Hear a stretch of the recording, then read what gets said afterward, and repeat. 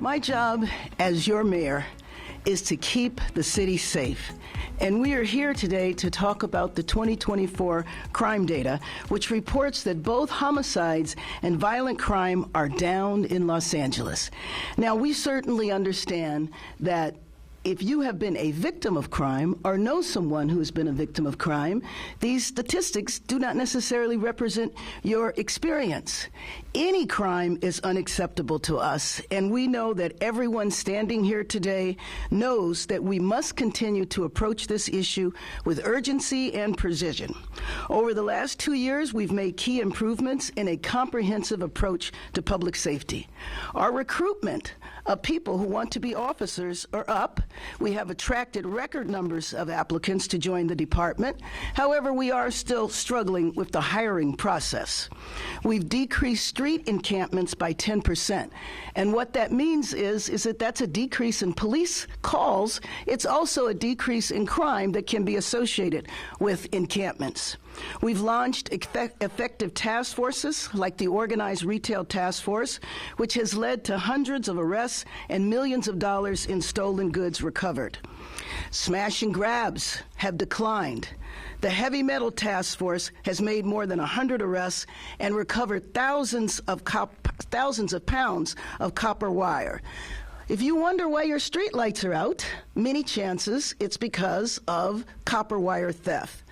LAPD has launched focus initiatives like the one in MacArthur Park, which has started to interrupt a cycle of crime and just 2 weeks ago recovered $350,000 worth of stolen goods.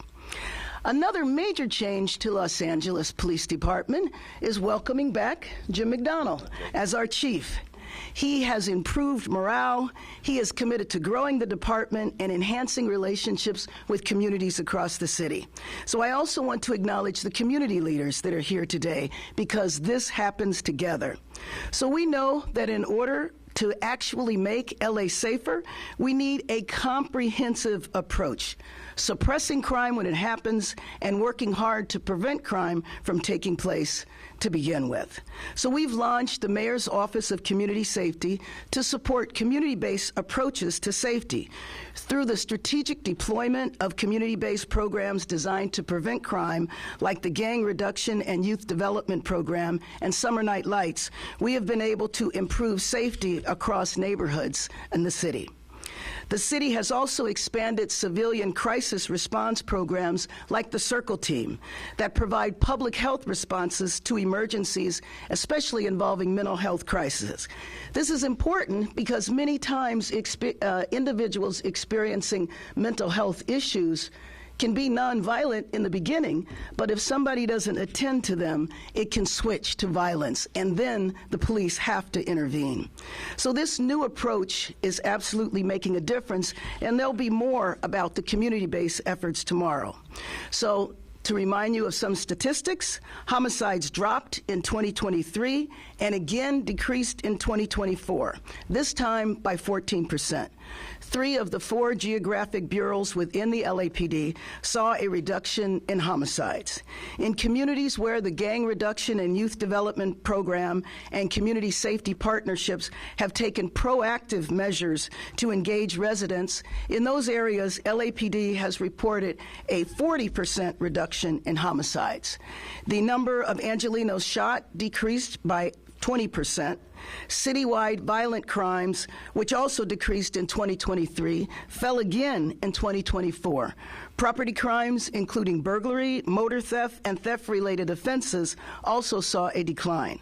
Our streets are also getting safer. Felony hit-and-run traffic crashes resulting in death and DUIs are both down. Now, there are also areas that we have to continue to keep an eye on. As mentioned earlier, statistics don't mean that everyone everywhere feels safe, and we are working to address that. So robberies decreased a little, but essentially plateaued. There were high-profile incidents on Metro, which has led to improvements on the entry to transit, as well as en route security. For example, the measures to detect weapons. And the business community also needs support to ensure ensure their shops are safe, as well as shoppers in their stores. In the coming year, we will continue to implement new comprehensive strategies that work. And if there are things that are not working, we will work to change them. Again, our message to Angelenos is that we will continue to do everything possible to keep you safe. Thank you, Chief McDonnell. Thank you, Mayor.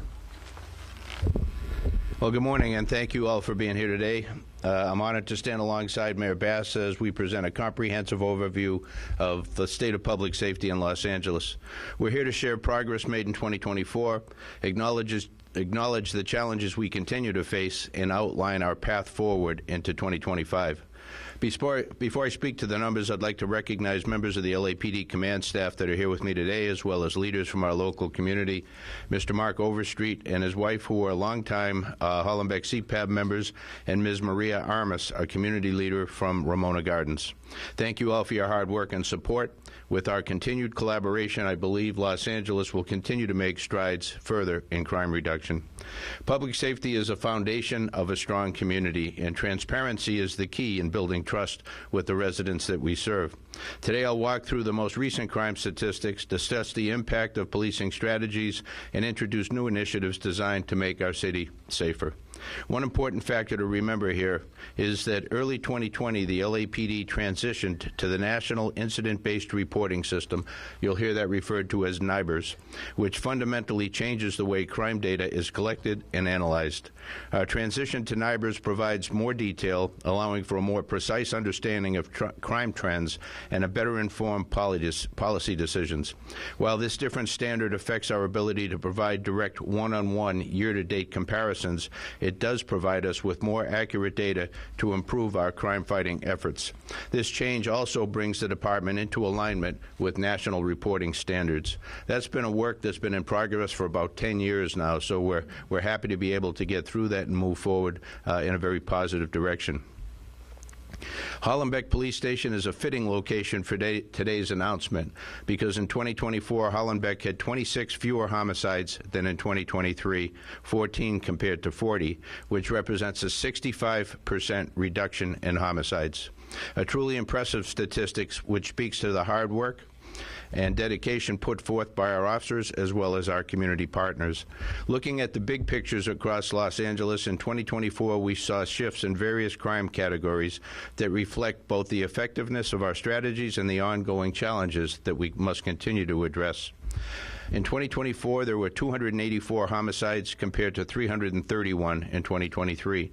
That's a 14% decrease and is partly thanks to targeted enforcement and community-led intervention programs. On the number of victims shot, the total number of victims shot was down 19% in 2024. In 2023, there were 1,206 reports of victims who had been shot, and in 2024, the number dropped to 981. Rapes decreased by almost 100, 1,505 in 23 to 1,408 in 2024. And robberies, we saw a slight decline in robberies. 2024, there were 8,700, just under, while in 2023, there were 8,637. Aggravated assaults, we saw a large decline in the number of aggravated assaults from 20,042 in 23 to 17,671 in 2024. In looking at both a decrease in homicides and the number of people shot, it's important to acknowledge that in 2024, LAPD removed 7,634 firearms from the street. Of those, 790 were ghost guns, which we know are often used in criminal activity. An area where we can still do a direct comparison is with traffic fatalities. Citywide traffic fatalities are down 11% since 2023, and in 2024 there were 308 compared to 345 in the previous year. Of particular note is that 36.7% decrease in DUI-involved fatalities, with 19 in 2024 compared to 30 in 23. This downward trend is likely partly attributed to DUI enforcement at checkpoints and expanded public education in safe driving. Like many cities across the nation, Los Angeles continues to deal with illegal street racing and street takeovers. As we've all seen, these dangerous activities have led to serious collisions, injuries, property damage, and fatalities. The LAPD Street Racing Task Force will continue to conduct enforcement operations, seize vehicles involved in these activities, and seek out ways to prevent further incidents. We're supported in these efforts by new California legislation which brings harsher penalties for participants, organizers, and spectators and gives law enforcement agencies expanded authority to impound vehicles involved in street racing or street takeovers. In 2025, we'll continue our efforts and ask the public to help us further reduce fatalities by practicing safe and responsible driving practices. A critical part of our crime reduction strategy involves direct engagement with the communities that we serve. In 2024, we saw positive impacts from collaborative work with the Mayor's Office of Gang Reduction and Youth Development, or GRID, and the LAPD Community Safety Partnership Bureau. In 11 neighborhood engagement areas where CSPB and GRID worked within, there was a reduction in violent crime. Homicides fell by 40% in those areas. There were 10 homicides in 2023 and 6 in 2024. These efforts reinforce the philosophy that crime prevention is not just about enforcement. It's about collaboration, trust building, and ensuring our officers and residents work together to create safer neighborhoods. Looking ahead, we're committed to strengthening public safety through innovation, investment, and community partnerships. And our top priorities include strengthening patrol and response capabilities. Recruitment and retention will remain a focus for LAPD. Increasing our personnel strength is essential to enhancing public safety and effectively preparing for major upcoming events in Los Angeles, such as the FIFA World Cup in 2026, the Super Bowl in 2027, and the Olympic and Paralympic Games in 2028. In 2024, there were 393 recruits appointed. Obviously, I'd like to see that number continue to grow. To that end, we have several programs and support recruitment and successful completion of the Academy. This includes the Candidate Advancement Program, or CAP program, which prepares future recruits for the workout that they will see in the Academy. The Fit for Hire is designed for candidates who are striving to reach goals that will allow them to pass the medical portion of the hiring phase. And using technology as a force multiplier, we added 1,500 automated license plate recognition vehicles across the city. The ALPR technology gives officers the ability to automatically scan for wanted and stolen vehicles. Having this ability allows us to expedite the return of vehicles to their rightful owners. These initiatives reflect our commitment to an evidence-based, community-centered approach to policing. We recognize that long-term safety comes not just from arrests, but from partnerships, prevention, and proactive strategies that build a foundation for truly lasting change. As I conclude, I want to extend my deepest gratitude to the men and women of the Los Angeles Police Department for their unwavering dedication to protecting this city. Your service and sacrifice do not go unnoticed. I also want to thank our community members, business leaders, and the mayor for your continued support and partnership in making Los Angeles even safer. As we close out 2024 and look ahead, I want to highlight the positive trends we're seeing in the first quarter of 2025. So far this year, we've seen a reduction in all major crime categories compared to the same time last year. Homicides are down nearly 40%, with 41 recorded year-to-date compared to 68 in 2024. Robberies have dropped from 1,780 to 1,495. Aggravated assaults have seen a significant decline, down from just over 3,800 to down to 2,900. Crimes against persons overall have dropped, with 56 incidents compared to 5,970 last year. Burglaries are down with 2,574 incidents compared to 3,296 last year. The reason I'm using raw numbers as opposed to the percentages is because the difference we experienced over the year from going from the Uniform Crime Reporting System, which we've used for over 100 years, to the NIBRS system, as I touched on earlier. So apologies for the difficulty in the raw numbers. Motor vehicle thefts have seen a reduction from over 5,600 down to 4,300. Burglary theft from vehicles are also down, as well as general theft. These numbers reflect the hard work of our officers, the strength of our community partnerships, and the impact of our crime prevention strategies. While we're encouraged by this progress, we remain committed to further reducing crime and keeping our city safe. We can only do that with the partnership we enjoy with our other law enforcement partner agencies throughout the region, federal, state, and local, but most importantly with the community members that we work so hard to continue to build on the great foundation foundation that we have moving forward. If I could, let me open it up now. Any questions you might have? Oh, is there Spanish? Oh, Spanish, yeah.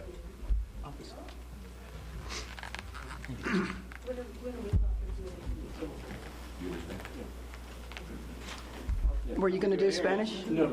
Yeah, please. Were you going to do Spanish? Yeah, come right here.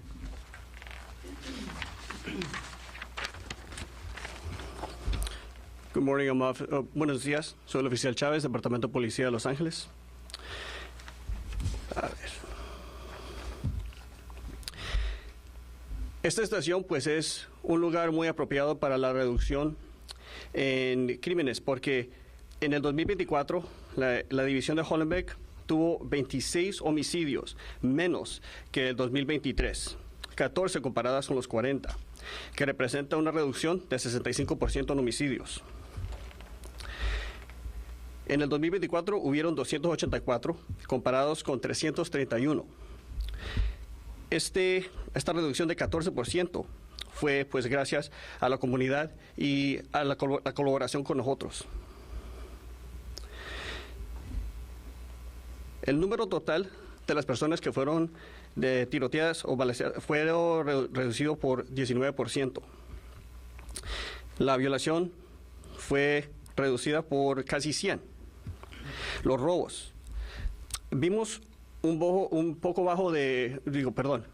vi una reducción de crímenes de robos, y en el 2024 hubieron 8,696, mientras que en el 2023 hubieron 8,637. En ver estos números, el Departamento de Policía de Los Ángeles redujo o sacó 7,634 armas de la calle. De esas, 790 fueron armas que eran armas fantasma o armas no registradas. Y de todos los accidentes, de muertes en los accidentes, fueron reducidos por 11% desde el 2023. En el 2024 hubieron 308 comparado con 345 en el 2023. Y algo que se debe notar de eso es que esa reducción, 36.7% de esas fueron de conductores que estaban manejando embriagados. También con la colaboración de se llama SRTF, que reduce los números de los los carros que están haciendo carreras o están bloqueando las intersecciones, también hubo reducciones en eso. En el 2024 vimos un impacto muy positivo con nuestro programa de GRID, GRYD, que en inglés es Gang Reduction y Youth Development. El GRID, ellos pues trabajaron con la comunidad, y en esas comunidades se vio una reducción en crimen violento. Homicidios cayeron por 40%. Hubieron 10 homicidios en el 2023 y 6 en el 2024. Lo que nosotros, la meta que tenemos que hacer como un departamento es reducir o incrementar el número de oficiales que estaban en nuestro departamento. Y esto es muy importante porque en el 2026 pues viene la Copa Mundial, en el 27 viene el juego del Super Bowl y también las Olimpiadas en el 2028. Hay muchos programas que nos ayudan como oficiales o personas que quieren ser oficiales, como el programa que se llama Candidate Advancement Program. Ese programa ayuda a avanzar a los oficiales. Yo fui uno de ellos que aprovechó de eso. Antes de la academia, pues no podía correr muy bien y tenía muchas dudas de ¿puedo ser policía o no puedo hacerlo? Pero ese programa de la asistencia a cadetes ayuda muchísimo. Yo lo usé y aquí estoy 18 años después, muy orgulloso de ser policía para este departamento porque pues nos da esas oportunidades. También hay un programa que se llama Fit for Hire. Ese también pues ayuda en esas mismas metas. Nosotros también añadimos lo que se llama el Automated License Plate Recognition, que básicamente es el lector de licencias de carros automático. Lo que significa es que mientras un carro va conduciendo, este lector puede automáticamente detectar si un carro es robado o si ha sido buscado. Mientras cerramos el 2024, pues queremos ver lo positivo que estamos en el 2025. En este año hemos visto una reducción en todas las áreas de crímenes, hemos visto una reducción en delitos mayores. Homicidios han bajado 40% y los robos han bajado de 1.780 a 1.495. Atracos han bajado de 3.841 a 2.906.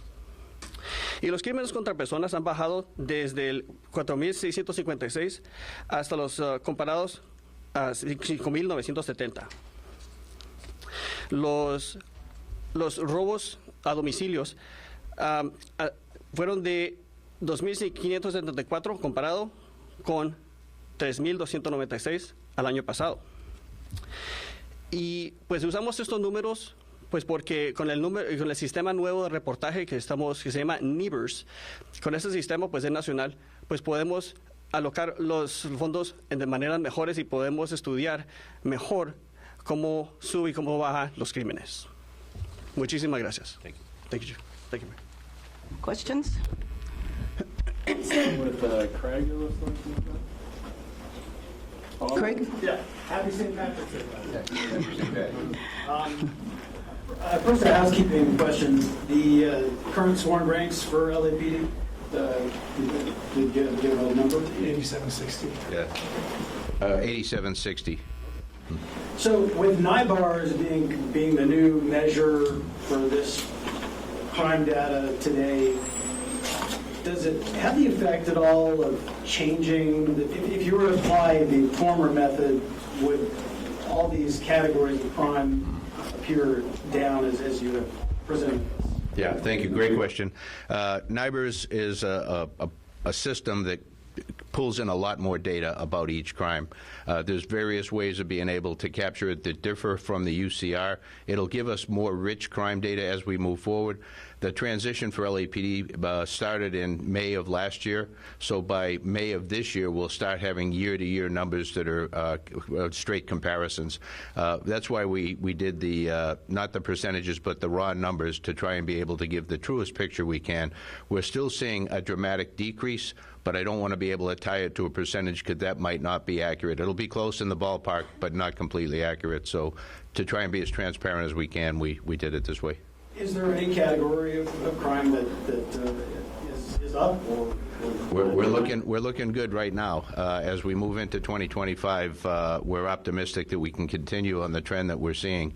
But right now, we're in a good spot. Jorge Macias.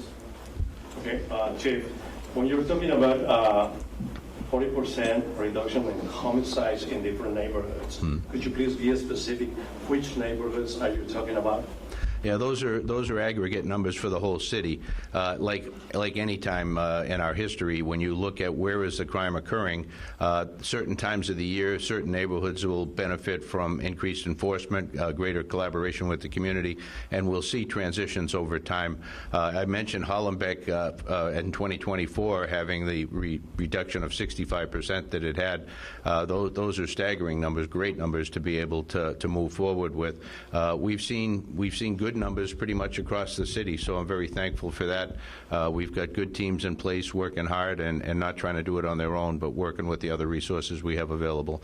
But we see upticks time to time in various communities, various divisions. Okay, one more, please.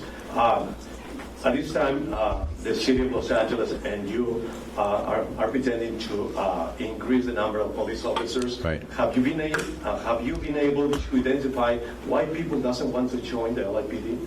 Sure. What we're seeing here at LAPD is what we're seeing in every big city across America and Canada. We meet Major City Chiefs Association. We talk about the critical issues of the day impacting policing, and to a city, we hear the same types of issues that others are dealing with, and they mirror what we are. It's been very difficult post-2020. The political climate regarding policing has been a difficult one. People who are our best recruiters are our own people, and and they've been telling their friends, relatives, sons and daughters, hey, not the time to come on this job. That is turning around. We're starting to see a transition there, and we're getting many more people coming in the front end. As the mayor mentioned before, the problem now is not the intake or the interest in people wanting to be police officers, but rather the process. We're competing with all of the other agencies in Southern California for the same pool of qualified people. So if we can't get our people through the process quickly, they get offers for jobs in other departments, and many of them take those. So we're looking very hard, working with personnel department, who does the hiring, or a big portion of the hiring, to be able to streamline those processes and be able to get people through in a more expeditious manner. Thank you. Here in the 10, and then we'll go over. Hi, Chief Britt with NBCLA. Can you talk a little bit about Wi-Fi jammers? I know last year you covered that in the La Cunada district, but we've been hearing from viewers in LA City proper that they've experienced Wi-Fi jams by burglars at their homes. Is that something that you're seeing? Yeah, we absolutely are. Burglars have become much more sophisticated in recent years. We saw some South American crime crews that had come in and used that. That's where I first became aware of it, where they would do pattern of life studies, if you will, with cameras set up either in a parked vehicle across the street from the house they intended to hit, where they would then film when the person left, when they came, what their pattern was over a number of days. We've also seen cameras like that planted in the front yards, either at that house or across the street from the house, again looking to establish a pattern of life. Likewise, we've seen them show up at the house and door knock it, and then when nobody comes to the door, they'll go around the back and make entry through generally rear sliders. They'll break that. But while they're doing that, they have jammers that will jam the Wi-Fi signal that is responsible for the ability to be able to use your cameras as well as your alarms. So there's so many alarms and cameras now are driven by Wi-Fi, not hardwire, and so they attack those in that way and go in basically undetected. And I saw you and the neighbor both nod enthusiastically when I mentioned that. Any tips for people? So many of us have those Wi-Fi. Anything using that helps? Yeah, I mean, hardwire is something that they would have to cut the power source to do that. We haven't seen that happening anywhere near to the degree that we have with the wireless. So just something to think about if you're going forward with a new alarm system, that there are always ways that people will try and defeat whatever the system of the day is, but also be aware of your surroundings. Be aware of somebody who parks a car that doesn't belong across the street and it sits there for a couple of days.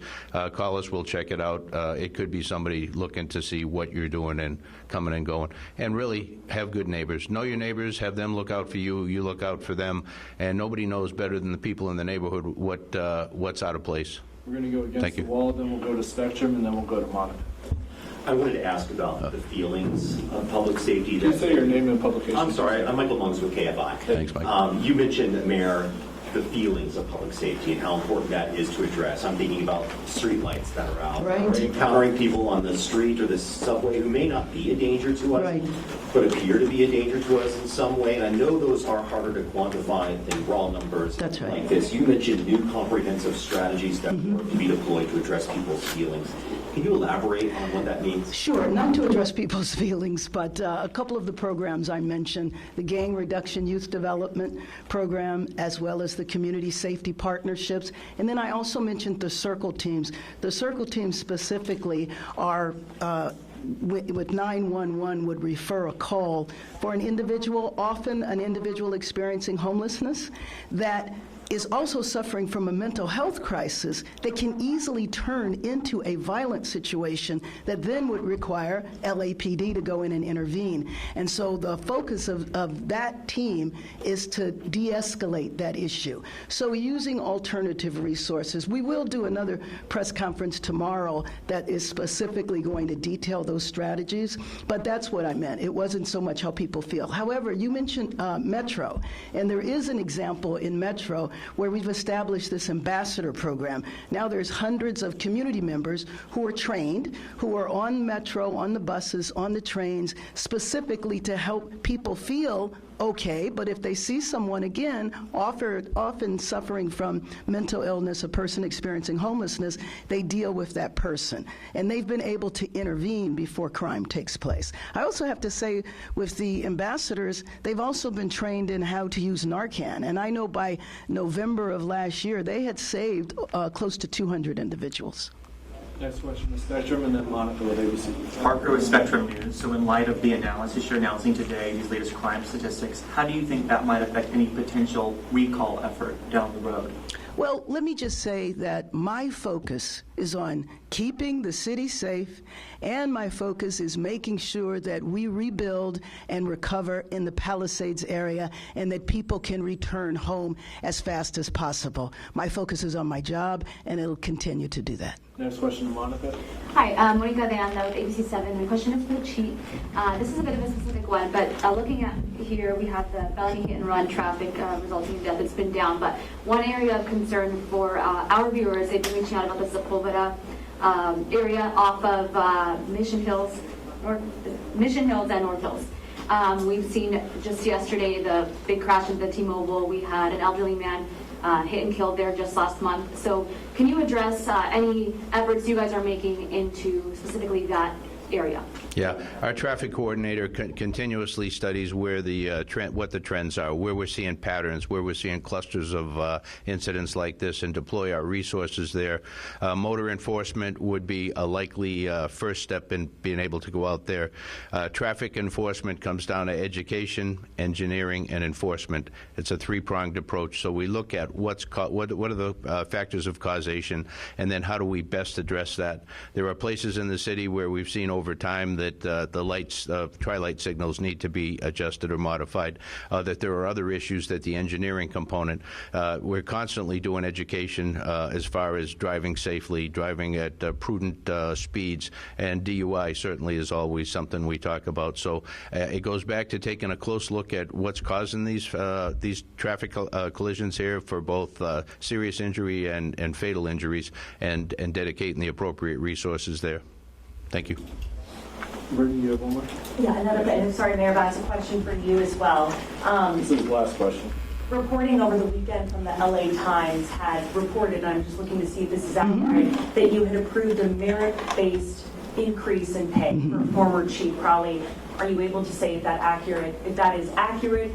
And if so, yes, that is accurate. We gave merit raises to the majority of our general managers. That raise was approved in December, and then we had the events of January. Thank you, everyone. Thank you. Thank you all.